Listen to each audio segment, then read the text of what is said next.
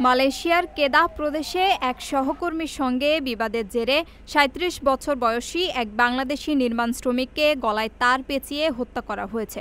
বৃহস্পতিবার ইয়ান জেলার গুয়ার চেম্পাবাক এলাকায় এ ঘটনা ঘটে।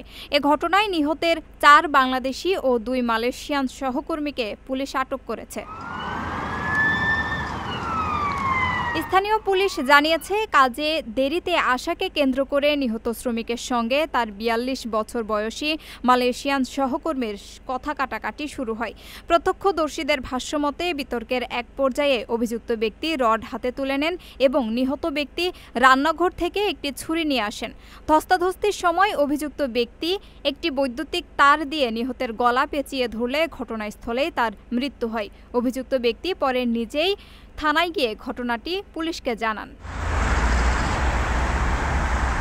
ঘটনাস্থল থেকে খুনের ঘটনায় ব্যবহৃত তার, একটি ছুরি ও রড জব্দ করা হয়েছে। পুলিশ জানিয়েছে, মালয়েশিয়ার দণ্ডবিধির ৩০২ ধারায় মামলাটি তদন্ত করা হচ্ছে এবং আটককৃতদের রিমান্ডে নেওয়ার জন্য আদালতে আবেদন করা হবে।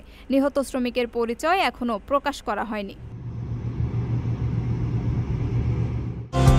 ৫ লাখ টাকায় প্রবাসীর সিটির মালিকানা শেয়ার, ৫ বছরেই দ্বিগুণ মুনাফা।